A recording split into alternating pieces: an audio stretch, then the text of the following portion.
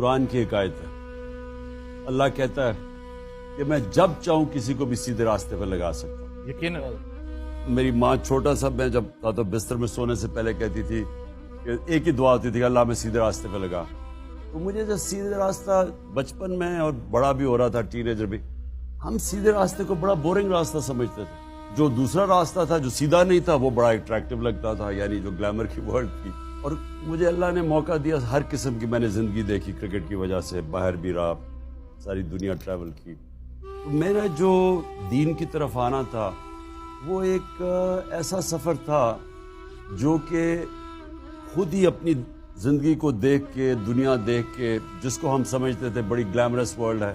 مثلا آپ اگر فلمیں دیکھیں, آپ اور ہم جب شروع میں تھے ویسٹرن فلمیں دیکھتے تھے جو سپورٹس ورلڈ کے اندر بھی, تو جو ہیروز تھے وہ سارے سیدھے راستے پہ نہیں تھے, وہ دوسرے راستے پہ تھے.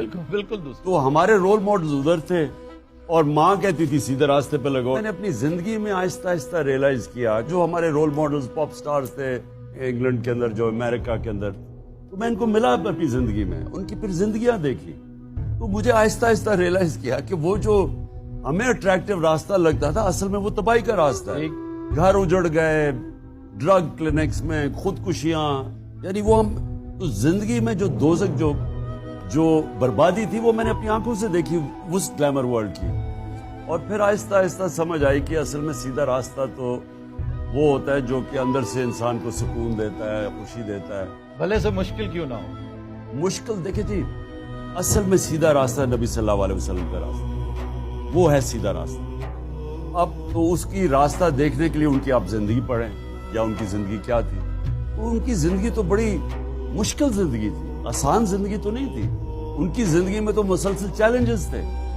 اور وہ یعنی جب اپنے عروج پہ پہنچے, میں یہ ساری اپنے بچوں کو بھی بتاتا ہوں, جو ان کو عروج تھا جب فتح مکہ ہو گئی, جب وہ آخری خطبے پہ گئے تو آخری خطبے پہ لاکھ لوگ عرفات کے اوپر نیچے جمع ہوئے, بڑا زبردست خطبہ ہے ان کا. ہیومن رائٹس کا چارٹر ہے, اگر آپ اس کو پڑھیں تو آخر میں وہ پوچھتے ہیں کہ لوگوں کو کہ گواہی دو اللہ کے سامنے کہ میں نے دیانت داری سے اللہ کا پیغام آپ تک پہنچایا. تو وہ جب پہلی روب جاتا ہے, پھر وہ 10 روز پہ پیچھے جاتے ہیں, وہ پیچھے آواز کرتے تھے, وہ پیچھے آواز جاتی تھی.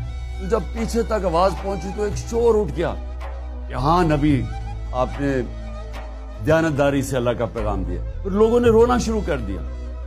رونا اس لیے شروع کر دیا کہ لوگوں کو ایک دم خوف آیا کہ یہ تو ہمارے پیغام اللہ کا پورا کر دیا, تو جانے کی بات تو لوگوں نے رویا. تو کہنے کا مقصد یہ تھا کہ ان کی زندگی ساری مشکل تھی, لیکن جب آسان وقت آیا وہ دنیا سے جانے کا وقت آ گیا.